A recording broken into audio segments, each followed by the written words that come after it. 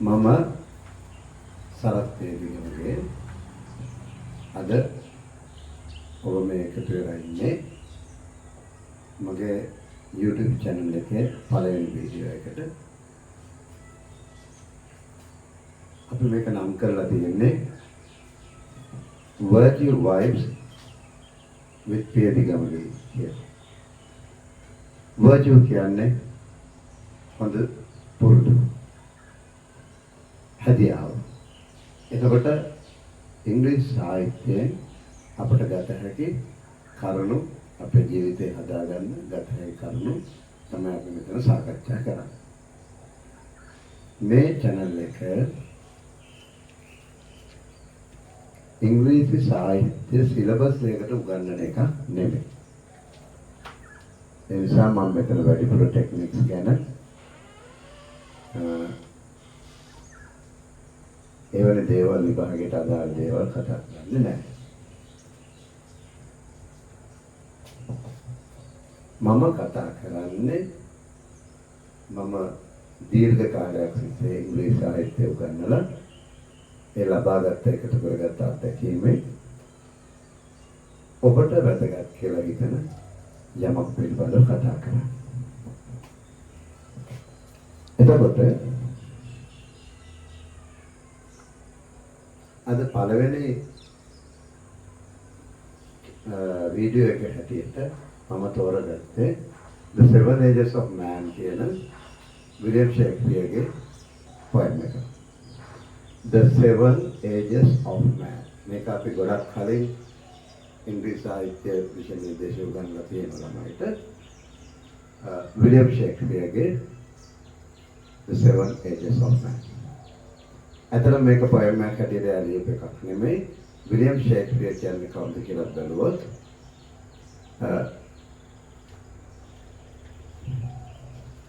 Who is Shakespeare? මෙන්න William Shakespeare 1564 ඉපදිලා 1916 වෙනකම් ජීවත් වෙච්ච ඉංග්‍රීසි පොයට් කෙනෙක්, ප්ලේරයිට් කෙනෙක්, ඇක්ටර් කෙනෙක්. ප්ලේරයිට් කෙනෙක් කියන්නේ නාට්‍යකරුවෙක්, නාට්‍ය රචකයෙක්.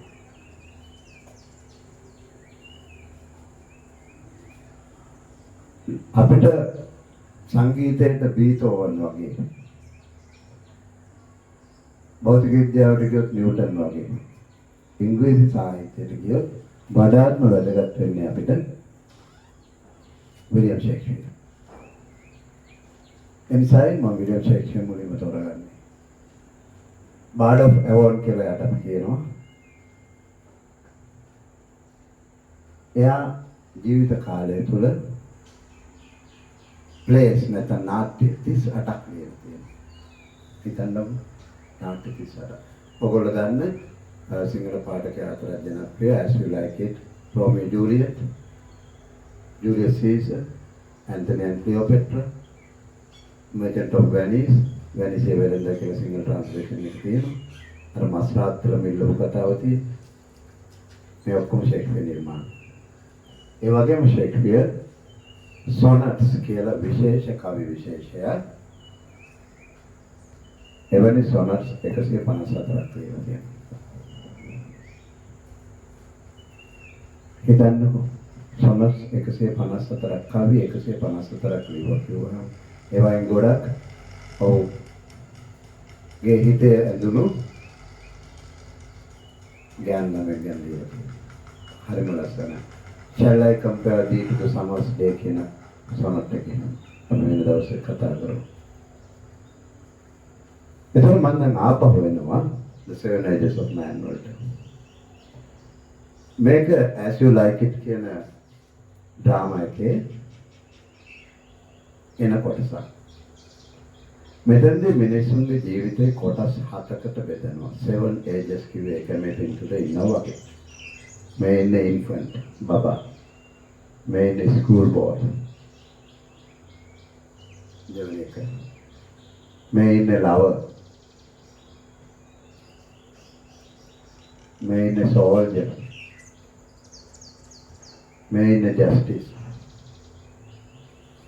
Pantaloon. ඊට පස්සේ ජීවිතය අවසන් වෙනවා. එතකොට අපි එක එක්කෙනා ගැන වෙනම කතා කරමු. All the world's stage, all the men and women merely players.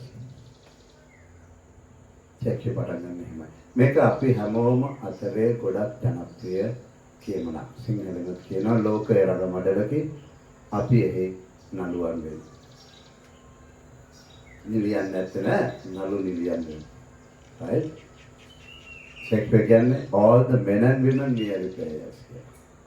සියලු ගැහණු මිනිස්සු ඒ නාට්‍ය රගමඩලේ එතකොට අපි ඇවිල්ලා තියෙන අපේ භූමිකාව කරලා යන්න. කෙටි කාලයක් 50ක් වෙන්න පුළුවන් 60ක් වෙන්න පුළුවන් 70ක් වෙන්න පුළුවන් වැඩි වුණොත් 100ක් වෙන්න. කෙටි කාලය ඇතුළත අපේ පාඩ එක කරලා යන්න අපි ඇවිල්ලා තියෙනවා. ඒ නිසා මේ ඉඩකඩම් බෙදා ගන්න රටවල් බෙදා ගන්න දැන් අපි දන්නවා තියෙනවා. මිනි මරා ගන්නවා මේ පිස්සු වැඩ කියන එක ෂේක්ස්පියර් මතක් කරලා තියෙනවා. එතකොට ඊළඟට එයා කියනවා they have their exits and their entrances. මේ මිනිස්සුන්ට තියෙනවා ඇතුළු වීම සහ පිටවීම. ඇතුළු වෙන තැනක් තියෙනවා අපි ජීවිතේ. පිට වෙන තැනක් තියෙනවා. And one man in his time. එක මිනිහෙක්. මිනිහෙකෝ ගැහණියෙක්. එයාගේ ජීවිත කාලය තුළ plays many parts. ගොඩක් චරිත රඟපාන. His sex been 7 ages. ඔහුගේ මේ ජීවිතය කොටස් 7කට බෙදන්න පුළුවන්. First stage එකක් කතා කරමු. At first the infant. මුලින්ම ලදරුවා. බබා. Mewling and puking in the nurse's arm කියලා Shakespeare කියනවා. එයාට කරන්න පුළුවන් වැඩ දෙකයි. Mewling and puking in the nurse's arm. Nurse ගේ අතේ mewling කෙදිරි ගන්නවා. ඔයා කියනවා. Puking vomiting වමනේ දානවා. ඔච්චර තමයි බබාට ගන්න. ඒ තමයි පටන් ගන්නට. එතන nurse's arm කියලා වයිට කියන්නේ ඉස්පිරිතාලේ ඉන්න නර්ස් නෙමෙයි. ඒ කාලේ ඉංග්‍රීසි ගෙවල් වල බබාලා බලාගෙන හිටියා. ඒගොල්ලන්ට අපි කියන්නේ නර්ස් කියලා. එතනින් එනවා ටික කාලයක් ගියා අවුරුදු කිහිපයක් ගියාට පස්සේ අපේ රටේ නම් අවුරුදු 5ක් ගියාට පස්සේ එනවා violin school boy කියන ස්ටේජ් එකට. And then the violin school boy with his satyr. Violin school boy කියලා කියන්නේ මැසිවිලි නගමින් යන ඉස්කෝලේ දරුවා. With his satyr. ඔහුගේ බෑග් එක අතේ තියාගෙන. satyr කියන්නේ ස්කූල් බෑග් එක. දැකලා ඇති ඔයගොල්ලෝ උදේට ඉස්කෝලේ යනකොට ගියාපුවා. කෙන්දිරි ගගා අඬ යන බබා. ස්කූල් බෑග් එකක් අරගෙන ඉල්ලගෙන. ළමයට වඩා ලොකු බෑග් එකක්. ගොළු බෙල්ල වගේ යන්නේ. Shakespeare මේක දැකලා තියෙනවා ඒ කාලේ. Shakespeare කියනවා and then the villain school boy with his satchel and shining morning face. උදේට බබලෙන මූණ. ඇයි? අම්මලා හොඳට වැඩේ කරලා මූණ හොදලා පිරිසිදු කරලා තමයි ළමයා යවන්නේ බබලෙන මූණ. හැබැයි creeping like a snail කියලා Shakespeare කියනවා. snail කියන්නේ ගොළු බෙල්ල. creeping like a snail. ගොළු බෙලි ගමනින් තමයි යන්නේ. එයා කැමති නැහැ ඉස්කෝලේ. unwilling to school කියලා Shakespeare කියනවා. එහෙම තමයි ඉස්කෝලේට දාගන්නේ ළමයි. අන්තිමට ඉතින් ගලව ගන්න අමාරු වෙන ළමයි ඉන්නවා. ඒ තමයි දෙවනි අධ්‍යයනය. අපේ ජීවිත කාලේ. ඊළඟට අපි එතනින් එනවා. තුන්වෙනි ස්ටේජ් එකට the lover. පෙම්වතාගේ කාලේ ඉස්කෝලේ කාලේ ඉවරෙන්නත් කලින් ඔතෙන්ට එන ළමයි ඉන්නවා. the lover. and then the lover. පෙම්වතාගේ හෝ පෙම්වතියේ ඉස්කෝලේදී කාලේදීම පාසල් ප්‍රේමේ පටන් ගන්න තැන් ඕන තරම් තියෙනවා. 8 9 පන්තියේදී. ඒ සැකයි 8 9 පන්තියේදී. මම ගුරුවරයෙක් ගුරුවරයෙක් ඇටියට අවුරුදු 40ක් වැඩ කරලා තියෙනවා. පිරිමි පාසලක අවුරුදු 17ක් වැඩ කරලා තියෙනවා මම දන්නවා. ඔය අර මොකක්ද රෝසමල් දෙන දවසට ඕන තරම් අපිට ලෙටර්ස් හම්බෙලා තියෙනවා. Love letters. ඉස්කෝලේ කාලේදීම තමයි වැඩේ පටන් ගන්නේ. සමහර ළමයි ඉන්න හොඳ ළමයි but 90%. එතකොට වයිද කියනවා shine like final furnace. අනේ මේ ලව ෂේක්ස්පියර් දකින්න ලව ඔයගොල්ලෝ අපි දකින්න ලවට වඩා වෙනස්. සුසුම් හෙලාගෙන ඉන්නේ. shine කියන්නේ සුසුම් හෙලනවා. හරියට furnace එක වගේ උඳුන වගේ කියලා කියන. හෝස් ගාගත්තු ගම. පෙම්වතුන් ගොඩක් ඉන්නේ හෝස් ගාගත්තු ගම. With a woeful ballad. Woeful ballad. Woeful කියන්නේ දුක හිතෙන. sad. ballad කියන්නේ ඉස්සර කාලේ තිබිච්ච ඔය 500 ගණන් වලට පැත්තේ තිබිච්ච පැරණි ඉංග්‍රීසි කවි විශේෂය. අපි වෙනම දවසක ballad එකක් ගැන කතා කරමු. right? එතන එවැනි woeful ballads කියන එකෙන් අදහස් කරන්නේ ඔය කාලෙට යවුනේ පොපියන චමත්කාරේ ඕන කෙනෙක් කවියෙක් වෙනවා. කවි ලියන්න පුළුවන්. තමන්ගේ හිතේ තියෙන දේවල්. ඒකයි ෂේක්ස්පියර් කියන්නේ woeful ballads කියලා. දුකේ හිතන ballads තරම් උනත් කියන්න පුළුවන් කවි. Made to his mistress eyebrow කියලා කියනවා ෂේක්ස්පියර් බලන්න. ඒ කාලේ මේ යෞවනයාට පුළුවන් කවි ලියන්න තමන්ගේ පෙම්වතියගේ මිස්ට්‍රස්ගේ පෙම්වතියට. ඇහි බැම ගැන වුණා. ඇහි බැම ගැන බැලඩ් එකක් ලියන්න පුළුවන්. මුළු ශරීරය ගැන ලියන්න ගිය පොතක් ලියන්න. ඒ තමයි යෞවන ප්‍රේම. අපි පාස් කරලා ඉවරලා තියෙනවා. සමහර මේ බලන කට්ටිය එතන ඉන්න අය වෙන්නේ. කල්පනා කරලා බලුවා මෙතන හැටි ඔය කියලා.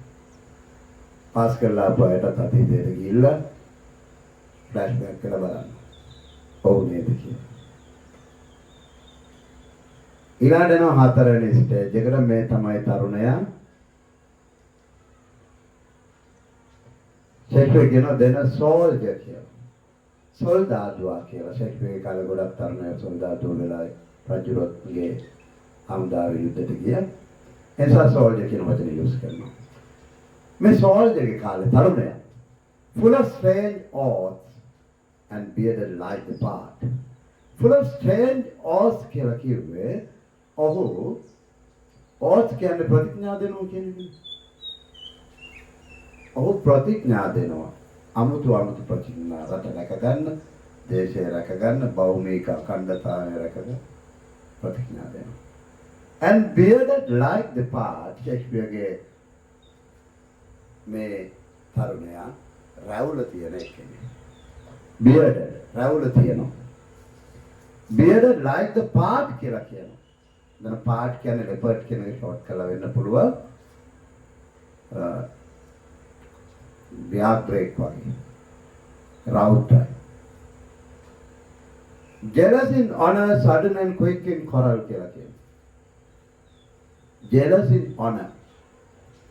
මෙන්න මේ තරුණයා කැමති ගෞරවය ලබන්න. තමන්ව ප්‍රේස් කරනවට ප්‍රශංසාවට කැමති. ඒ නිසා තමයි මැරීගෙන යුද්ධයට යන්නේ. මෙඩල්ස් ගාලා. ජීවිතේදීත් එහෙම තමයි. ගෞරවය ලබන්න තමන් ලොක්කෙක් කියලා පෙන්නන්න ඕන දෙයක් කරනවා. sudden and quick in quarrel කියලා රයිට් කියනවා. මේ කාලේ තරුණයා ඉක්මනින් සක්නට යනවා. sudden and quick in quarrel. කොල්ලෝ කල්පනා කරන්නේ. They don't act with their mind, they act with their heart. ඒගොල්ලෝ මෙතනින් වැඩ කරන කට්ටිය නෙමෙයි, මෙතනින් වැඩ කරන කට්ටිය. ඔය අපේ කොල්ල බලන්න අරුට ගාමුද කියලා එවුවොත් හාමචන් කියලා. කල්පනා කරන්නේ නැහැ මොකද වෙන්නේ. ඌඩුව ලැග්ගාම තමයි මතක් කරන්නේ මොකද වෙන්නේ. ඒ තමයි තාරුන්නේ. මද කිපුණ තාරුන්නේ. Seeking the bubble reputation කියලා ෂේක්ස්පියර් කියන මේ තරුණයා හොයන්නේ ප්‍රසිද්ධිය. හැබැයි ඒක රයිට කියනවා බබල් රෙපියුටේෂන් එකක් කියලා. බබල් එකක් කියන්නේ සබම් බුබුලක් වගේ. ඉක්මනින් නැති වෙලා යනවා. රෙපියුටේෂන් එකක් තියෙනවා ඉක්මනින් නැති වෙලා. අපේ යුද්ධේ අපි ගියොත් එහෙම අපි දීර්ඝ කාලයක යුද්ධයක හිටපු රටක්. ඒ කාලේ අපේ රණවිරුව හිටියා. අපි ඒගොල්ලෝගේ පිළිම හිටන් හැදුවා. උදාහරණයක් අසලක් ගන්න. බෝම්බ පටවගෙන ආපු වාහනයකට පැනලා තමන්ගේ අමුදා කඳවුර බේරගත්ත වීරයෙක් පිළිමත් හැදුවා. අද අපි යා ගැන කතා කරනවා. නෑ. අතගත් නෑ. එහෙම කෙනෙක් හිටියද? ඒක තමයි තත්ත්වය. මේ කාලයේදී මේ ලබා ගන්න ප්‍රසිද්ධිය බබල් රෙපියුටේෂන් එකක්. ඒක දන්නේ නැහැ කොට දෙන්නේ. Even in the cannon's mouth මේ bubble reputation එක ලබා ගන්න මේ කෙටි කාලීන ප්‍රසිද්ධිය ලබා ගන්න එයා ඕනම dangerous දෙයක් කරන්න කැමතියි. ෂේක්ස්පියර් කියනවා in the cannon's mouth කියලා. cannon කියන්නේ කාලතුවක්කුවට. කාලතුවක්කුවේ කඩට වුණත් පයින්නවා. අපේ කොල්ලා පැන්නේ. කාලතුවක්කුවේ කඩට වුණත් පයින්නවා. ඒ තමයි තාරුණ්‍ය. ඔබ තියෙන කෙටි කාලය. ඊළඟ ස්ටේජ් එකට යනකොට ඔය අදහස් වෙනස් වෙනවා. ෂේක්ස්පියර් කියන 5th ස්ටේජ් එක නැත්නම් ඊළඟ ස්ටේජ් එක ජස්ටිස් කියලා. විනිශ්චයකාරයා කියන වචනේ යූස් කරන්නේ. හැම දේ ගැනම තීරණය කරන්න විනිශ්චය කරන්න හිතාමතා. දැන් ඔන්න මැදිරියට ඇවිල්ලා. දැන් මර ඉස්සරහට උමාද කිව්ව තරුණයා නෙමෙයි. දැන් පොඩ්ඩක් මම කල්පනා කරලා ඉන්නම් කියන වයස. right? Shakespeare given in fair round belly with good kept line. ඒ කාලේ නකොට අර තරුණ shape body එක නෑ. අර six pack නෑ. දැන් fair round belly තඩි බඩගෙඩිය. සුදු පාට තඩි බඩගෙඩිය. good kept line කියලා කියනකොට kept කියන්නේ chickens කුකුල් ජාතියක් මස් කන. කුකුල් මස් කියනවා. kept line මස් කන්න කැමති. Right? With eyes severe and beard a formal cut. Eyes severe. As දෙක තියුනේ. ජීවිතේ දකින්නවද? දුර පේනවද? Far-sighted man. Beard a formal cut. දැන් අර මූණ පුරා තිබිච්ච අර ප්‍රතාපවත් රැවුල නැහැ. දැන් formal cut. සමාජවාදී type cut එක සමාජවාදී. Formal cut එක. Full of wise saws and modern instances. Full of wise saws. පඬිත කියමන් ගොඩක් කියනවා. කට ඇරියොත් පඬිතකම් කතා කරා. ඔය වයසට එනවා. And modern instances. වර්තමානයේත් එක්ක ගලපනවා. So he plays his part. ඔහොම කාලයක් ජීවිතේ ගෙවනවා. දැන් හිටිය පස්වෙනි ස්ටේජ් එකේ. තව එකයි. ඔය මැදිවේ ඉවරනකොට අපි යනවා වැඩි හිටියට. අපි යනවා වැඩි හිටියට. 6 stage එක ෂේක්ස්පියර් නම් කරන්නේ වැඩි හිටියේ ඒක මේ පේන්නේ. Right? Into the lean and slippered pantaloon. Shakespeare එක හඳුන්වන්නේ lean and slippered pantaloon කියලා. lean කියන්නේ කෙට්ටුයි. දැන් අර shape bodyත් නෑ, fat bodyත් නෑ. දැන් lean කෙට්ටුයි. pantaloon. pantaloon කියන්නේ ඒ කාලේ විකටේ තඩි කලිසම් ඇඳගත්තු විකටයේ චරිතයක් pantaloon කියන්නේ ඒ චරිතය තමයි මෙතනට යාගෙන කරන්නේ pantaloon. slippered pantaloon කියන එක තමයි ලස්සන. මොකද ඒ කිව්වේ? සෙරප්පු දාගෙන යන්නේ. තරුණයා කාලේ එහෙම යනවද? අල්ලපු කඩේට ගියත් ෆුල් කිට දාලා ඩෙක් ෂූස් දාලා යන්නේ. දැන් නෑ. දැන් ජනාධිපතිතුමා වෙනුන සෙරප්පු දාගෙන යන්නේ. අපි ඉන්නේ ඒ වයස. pantaloon के वैसे with spectacles on nose කන්නාඩි දෙක නහයේ තියෙන right and pouch on side. Pouch කියන්නේ පොඩි මල්ලක්. pouch එකක් PUCH. pouch එකක් පැත්තකින් තියාගෙන ඉන්න යමතක වෙනවනේ. යන යන තැන අමතක වෙනවා. එනිසා ඒව දාගන්න පොඩි මල්ලකුත් දීලා තියෙන ඒවට ඒත් අමතක වෙනවා. ඒ තමයි මේ වයස. His youthful horse well saved the world too wide. යාගේ තරුණ කාලේ අඳපු ඇඳුම පරිසම් කරලා තියාගත්තා නම් මේ වෙනකොට world too wide තාලොකු අර බාච්චු පරිසම් for his trunk shank මොකද ඔහුගේ කකුල shank කියන කලරේ shank කියන්නේ හැකිලිම අත්පා හැකිල්ලද and his big manly voice අර තිබිච්ච manly voice එක යමුරු කටහඬ දැන් මොකද වෙන්නේ turning again towards childish treble and pipes දැන් ඒක ළමයිගේ කටහඬට එනවා අති දවුමින් කතා කරන්නේ trebles and pipes and whistles in his sounds එතකොට whistles වගේ pipes වගේ තමයි සද්දේද තිබෙනවා විතරයි සද්දය හෙන්නේ දැන් එතෙන්ට ඇවිල්ලා එතනින් එනවා අපි ඔය අපි හිටියේ 6 වෙනි එකේ පැන්ටලූන් 7 වෙනි එකට last scene of all දැන් අපි යන්නේ අවසානයේට අපි එනවා ජීවිතයේ අවසානයේ that ends this strange eventful history මේ අමුතු ඉතිහාසයක් තිබෙච්ච ජීවිතේ අවසානයේට එනවා අපි ඔකට අපි කියනවා second childishness කියලා. ෂේක්ස්පියර් තමයි මේ වචන දීලා තියෙන්නේ second childishness. දෙවනි ළමාවිය. හරි. දැන් මෙතෙන්ට එනකොට බබෙක් වගේ. කන්න බෑ, කවන්න ඕනේ. ඇවිදින්න බෑ, ඇවිද්දවන්න ඕනේ. බබා වගේ තමයි second childishness. තනියම වැඩක් කරගන්න බෑ, ළඟට ඔක්කොම වැඩ ටික කරලා දෙන්න. second childishness දෙවනි ළමාවියට ආවද mere oblivion sans deep sans eyes sans taste sans everything ඒ ලස්සන line එක ඉවර කරනවා ෂේක්ස්පියර් sans taste ඉස්සෙල්ලාම දත් ටික නැති වෙලා යනවා ලොකු කට දත් නැහැ වචන කියවෙන්නේ නැහැ හපන්න බෑ මොකද it was a sans eyes as දෙකක් පේන්න නැති වෙලා යනවා පෙනීම නැති වෙනවා sans eyes that හැලුණා ඇසේ පෙනීම නැති ගියා sans taste තවත් ටිකක් දවසකට කලක් යනකොට මොකද වෙන්නේ රස දැනෙන්නේ නැහැ ඔය ඒ කවුරු හරි මොනවා හරි කටට දැම්මොත් මේක ගිලිනවා වතුර ටිකක් දැම්මොත් මොනවා ඉතර වගේ ටිකෙන් රස හොයන්නේ ලුණු රස හොයන්නේ අඹුරු රස හොයන්නේ මොකුත් නැහැ අන්තිමට sans everything සේරම නැති වෙලා යනවා එතන තමයි death එක බලන්න අපේ ජීවිතය අපි ආපු ගමන් 7 stages ఉన్నాయి. හරි ලස්සන විග්‍රහයක් ජීවිතය පිළිබඳ ෂේක්ස්පියර් කරන මේ පොයම් එක.